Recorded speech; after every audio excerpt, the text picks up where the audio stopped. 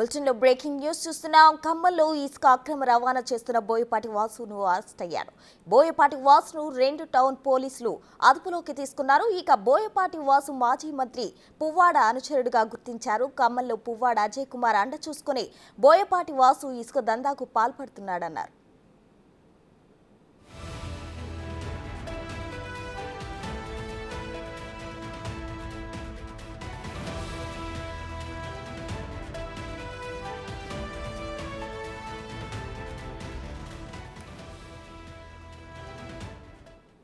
ఖమ్మంలో ఇసుక అక్రమ రవాణా చేస్తున్న బోయపాటి వాసు అరెస్ట్ అయ్యాడు. బోయపాటి వాసును 2 టౌన్ పోలీసులు అదుపులోకి తీసుకున్నారు. బోయపాటి వాసు మాజీ మంత్రి పువ్వాడ అనుచరుడు.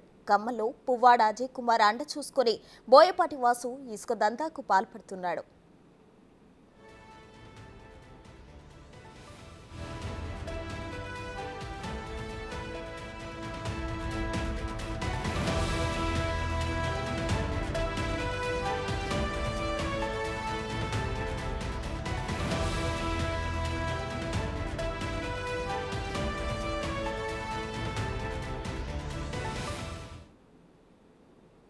ఇక ఇదే అంశంపై మరింత సమాచారం మా ఖమ్మం ప్రతినిధి భాస్కర్ లైవ్ లో అందించడానికి సిద్ధంగా ఉన్నారు. చెప్పండి భాస్కర్. ప్రస్తుతం ఖమ్మం ఉమ్మడి జిల్లా వ్యాప్తంగా గత బీఆర్ఎస్ ప్రభుత్వ పాలనలో మాత్రం చాలా వరకు కూడా ఉన్న గోదావరి సమీపంలో ఉన్నటువంటి ఇసుక మొత్తాన్ని కూడా కొంతమంది బీఆర్ఎస్ పార్టీ నేతలు అక్రమంగా యథేచ్ఛగా ఖమ్మం జిల్లా నుంచి మొదలుకుంటే రాష్ట్ర రాజధానుల వరకు దాటించిన నేపథ్యం మొత్తానికైతే మాత్రం దీని మీద ఒక రాష్ట్ర ప్రభుత్వం రేవంత్ రెడ్డి ఆధ్వర్యంలోనూ ఒక విజిలెన్స్ కమిటీ ఒకటి ఏర్పాటు చేయడం, వాటితో పాటు ఇసుక ఎన్ని క్యూబిక్ మీటర్ల వరకు కూడా ఇక్కడ నుంచి తరలించారు, అది ఎంత ప్రభుత్వ ఆదాయానికి గడ్డబడింది, దాంతోపాటు అక్రమార్కులు మొత్తానికి చిట్టా మొత్తం బయట తీసిన నేపథ్యం ఉంది. రాత్రి మాత్రం తాజాగా బోయపాటి వాసు అనే ఒక ఇసుక అక్రమ వ్యాపారం చేసే వ్యక్తిని కూడా అరెస్ట్ చేయడం జరిగింది. అతను గతంలో కూడా రవాణా శాఖ మంత్రి పువ్వాడ అజయ్ కుమార్ ముఖ్య అనుచరుడిగా ఉంటూ ఆయనకి కాస్త అంటే ఆయన అధికారులు ఉన్న సమయంలో ఒక్కసారిగా ఆ పార్టీకి సంబంధించిన కార్యకలాపాలు ఆర్థిక పరమైనటువంటి లావాదేవీలు కూడా వాసు నిర్వహించినట్టు కూడా ఇక్కడ ఖమ్మం ఉమ్మడి జిల్లా వ్యాప్తంగా చర్చలు నడుస్తూ ఉన్నాయి. మరోవైపు చూసుకుంటే కనుక గతంలో అంటే ఆయనతో పాటు మరికొంతమంది ప్రభుత్వ పనులకు సంబంధించినటువంటి ఏదైతే ఇసుక అలాట్మెంట్ ఉందో వాటికి సంబంధించినటువంటి కూపన్ల ద్వారా కూడా యథేచ్ఛగా అంటే ఖమ్మం ఉమ్మడి జిల్లా నుంచి అంటే భద్రాద్రి కొత్తగూడెం జిల్లా నుంచి మొదలు పెట్టుకుంటే కనుక రాష్ట్ర రాజధాని వరకు హైదరాబాద్ పరిసర ప్రాంతాలకు బ్లాక్ల మార్కెట్లో ఒక టన్ను వచ్చేసి సుమారు 1000 రూపాయల నుంచి 1500 పైగా అంటే ఇసుక క్వాలిటీని బట్టి అమ్ముకున్న నేపథ్యం మొత్తానికైతే ఆ సమయంలో కూడా కొన్ని మీడియా ప్రతినిధులు అంటే మీడియాలో కూడా కొన్ని వార్తలు వచ్చినా కానీ వాటిని కనీసం పట్టించుకునే దాఖలాలు లేవు. అయితే తాజాగా కాంగ్రెస్ ప్రభుత్వం రాష్ట్రంలో ఏర్పడిన తర్వాత ఇక ఒకసారిగా అక్రమార్కులపై కాస్త ఇక్కడ ఉన్న అంటే ఇసుక అక్రమ వ్యాపారం చేసినటువంటి వారిపైన కూడా చూపిస్తా ఉంది. మరోవైపు చూసుకుంటే మాత్రం అప్పుడు అంటే ఏడుల బయ్యారం మండలంలో ఉన్నటువంటి చింతర్యాల దగ్గర కావచ్చు, అదేవిధంగా అక్కడ ఉన్నటువంటి చిర్రాయిగూడెం కావచ్చు, సాంబాయిగూడెం కావచ్చు, ఈ పరిసర ఈ 3 ప్రాంతాల నుంచి కూడా సుమారు 5 ఇసుక రీచ్లు ఏర్పాటు చేశారు.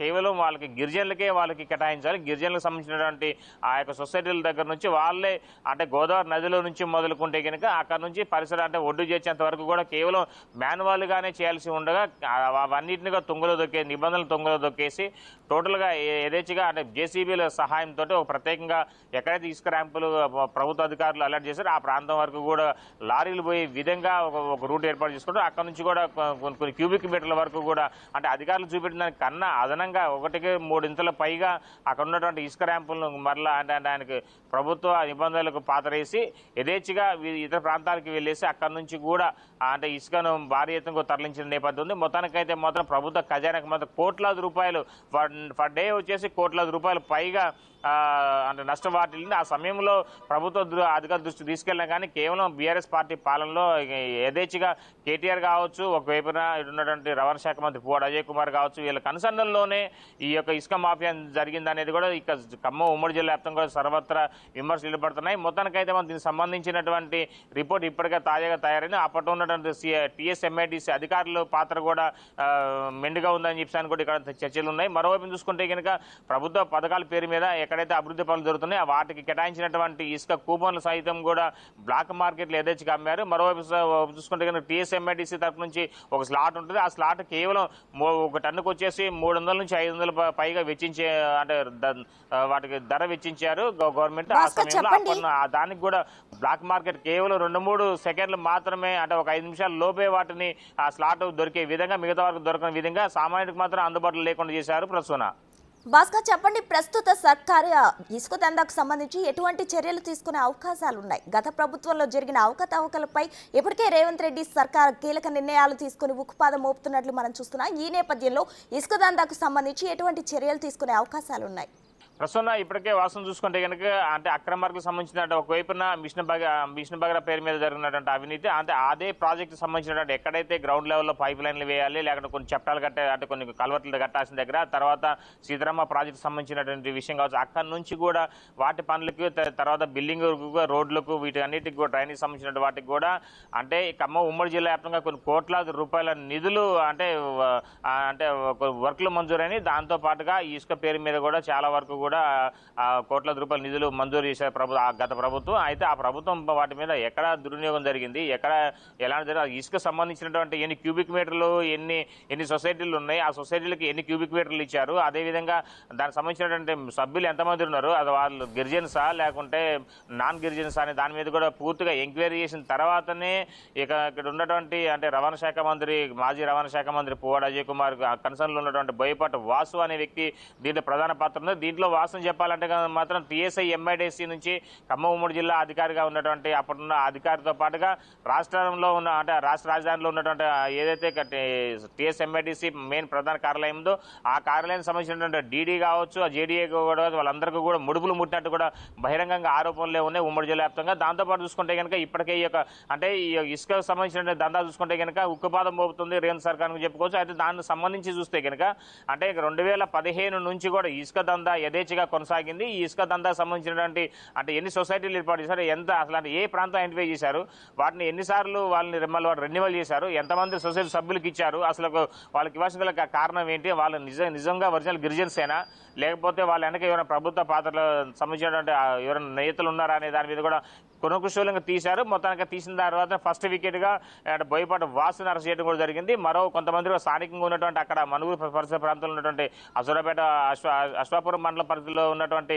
చింతర్యాల కావచ్చు, అదేవిధంగా సాంబాయిగూడెం కావచ్చు, అదే చెన్నరాయగూడెం కావచ్చు సంబంధించినటువంటి ఈ యొక్క పరిసర ప్రాంత ప్రజలందరూ కూడా అంటే ఏడుల బయ్యారు సమీపంలో ఉన్న ముఖ్య నేతలు కూడా వాళ్ళపై కూడా ప్రధాన పాత్ర ఉంది కనుక వాళ్ళని కూడా అరెస్ట్ చేసే అవకాశం ఉంది. మొత్తానికి అయితే మాత్రం ఖమ్మంలో ఉండేటువంటి బోయపాటి వాసు అనే వ్యక్తి అక్కడ గిరిజనుల మధ్యనే చిచ్చు పెట్టేసి వాళ్ళకు 2 గ్రూపులుగా ఏర్పాటు చేయడం, అదేవిధంగా అక్కడ నుంచి 2015 నుంచి నిర్వహించినటువంటి ఇసుక దందా వ్యాపారం చూసుకుంటే కనుక అప్పటి నుంచి యథేచ్ఛగా 2023 డిసెంబర్ వరకు కూడా వాళ్ళు యథేచ్ఛగా ఈ యొక్క అక్రమ రవాణా కొనసాగించారు. కోట్లాది రూపాయలు వాళ్ళు ప్రభుత్వాన్ని గండిపడుతూ వాళ్ళ మాత్రం జేబులు నింపుకున్న ఘటన ఉంది. మరోవైపు మాత్రం అంతా గత ప్రభుత్వ కన్సర్న్లోనే అధికారులు అదేవిధంగా ఉన్నటువంటి ప్రజాప్రతినిధుల యొక్క కన్సర్న్లోనే వ్యాపారం యథేచ్ఛగా కొనసాగిందని కూడా చెప్పుకోవచ్చు. ప్రసూన, భాస్కర్, మీరు అన్నట్లు గత ప్రభుత్వ హయాంలోనో ఇది జరిగిందంటున్నారు కాబట్టి ఈ నేపథ్యంలో కేసీఆర్ హస్తం కూడా ఉంది అనుకోవచ్చా? ముమ్మాటికి అనుకోవచ్చు. ఎందుకంటే వాస్తవంగా ఈ ఇసుక దందా అనేది మాత్రం ఎందుకంటే గోదావరి నది సమీపం అంటే గోదావరి ఖమ్మం కేవలం 130 కిలోమీటర్ల వరకే ఉంటుంది, అంటే పరిధి దూరంలోనే ఉంది. దానికి సంబంధించి చూసుకుంటే కనుక అక్కడి నుంచి ఎందుకంటే ఒకవైపున అంటే హైదరాబాద్కు ఇసుక కావాలన్నా కానీ పరిసర ప్రాంతాలు కావాలన్నా సరే ఒక వస్తే విజయవాడ నుంచి అని రావాలి, లేకపోతే ఒకవైపు కరీంనగర్ నుంచి లేదంటే ఖమ్మం నుంచి రావాల్సి వస్తుంది.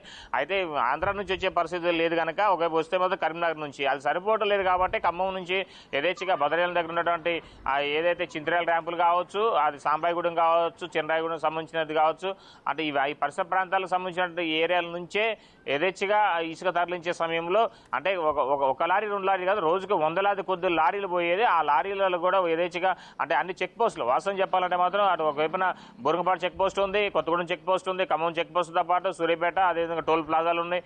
ఇవన్నిటిని దాటుకొని పోతుంది అని అంటే అంటే రాజధాని దాకా వరకు వెళ్తుంది అని అంటే మాత్రం అధికారుల కన్సర్న్లతో వెళ్తుంది కనుక దీనికి అప్పుడు ఉన్నటువంటి ప్రభుత్వ అధికారులు ఎవరైతే ఉన్నారో ఆ మంత్రులు కావచ్చు, అదేవిధంగా కేసీఆర్ పాత్ర కూడా మెండుగా ఉంది. ఎందుకంటే వాళ్ళ కనసన్నులోనే కదా వాస్తవం జరిగిందని ఇబ్బంది ఇక్కడ ఉండటం ప్రజలు కూడా అనుకుంటున్నారు. వాస్తవం చెప్పాలంటే మాత్రం ఏజెన్సీ ప్రాంతం అయినా సరే ఇసుకను అక్రమంగా తోగుకెళ్తున్నారు. ఫలితంగా చూసుకుంటే మాత్రం గోదావరికి కడుపున మొత్తం కూడా వీళ్ళు అంటే జేసీబీ బకెట్లతోటి మొత్తం ఆ నది మొత్తాన్ని కూడా మొత్తం దోచుకుంటున్నారనే వేలో కూడా కొన్ని ఆరోపణలు, కొన్ని కరపత్రాలు కూడా వెలిసిన ఘటనలు ఉన్నాయి.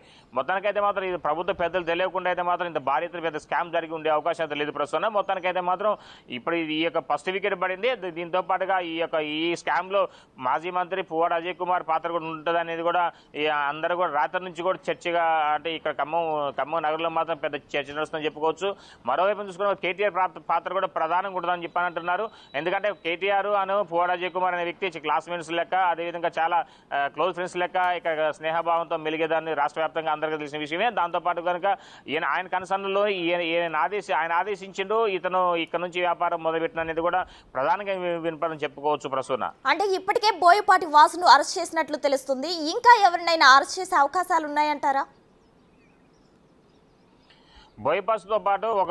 బోయపాటి వాసుతో పాటు మొత్తం చూసిన వాళ్ళు మొత్తం కూడా ఒక 5 వరకు టీం ఉన్నారు. ఆ 5 టీంలలో మొత్తం ప్రధానంగా ఉన్నటువంటి అక్రమ వ్యాపారస్తులు మాత్రం బోయపాటి వాసునే. గతంలో అక్కడికి కవరేజ్ కోసం వెళ్ళినటువంటి రిపోర్టుల పైన కూడా భారీ ఎత్తున కూడా వాళ్ళు దాడులు చేసిన నేపథ్యాలను భయభ్రాంతులు గురి చేసిన సందర్భాలు ఉన్నాయి. మొదటగా అసలు ఆ ర్యాంపులకు అడుగుపెట్టి కొత్త వ్యక్తి అడుగుపెట్టి బయటకు వచ్చే సూచనలు లేవు. మరోవైపు చూసుకుంటే మాత్రం భద్రాచలం సమీపంలో ఉన్నటువంటి అంటే గత ప్రభుత్వంలో రవాణా శాఖ మంత్రి పువ్వాడ అజయ్ కుమార్ సొంత మేనమామ రాంప్రసాద్ కూడా ఆ సమీపంలో ఉన్నటువంటి సున్నంపట్టి దగ్గర ఏదైతే చెర్ల సైడ్ పోయే దారి ఉందో ఆ పరిసరాల్లో కూడా భారీ ఎత్తున కొన్ని అంటే ఇలాంటి ఇసుక మేటలు మాత్రం చూసుకుంటే మాత్రం కొన్ని ఎకరాల కొద్ది కనపడతా ఉంటుంది. ఆ ప్రాంతంలో వాళ్ళు కూడా ఆయనతో పాటు అంటే బోయపాటి వాసు, అదేవిధంగా రాంప్రసాద్తో పాటు మరి కొంత శ్రీనివాస్ అనే వ్యక్తి, వెంకటేశ్వర అనే వ్యక్తి, తర్వాత ఇంకా మొత్తం ఒక 3 వరకు ఉంటారు అనేది కూడా అక్కడ చర్చ నడుస్తుంది. వాళ్ళని కూడా త్వరలో అరెస్ట్ చేస్తారని చెప్పి కూడా ఇప్పటికే ఆ ప్రాంతం వ్యాపించింది. మరోవైపు మాత్రం ఇప్పటికే రాంప్రసాద్ అనే వ్యక్తి కావచ్చు, మీరు కొంతమంది వ్యక్తులు కూడా కొంతమంది అంటే అజ్ఞాతంలోకి వెళ్ళినట్టుగా తెలుస్తోంది Prasuna. Right, thank you Bhaskar.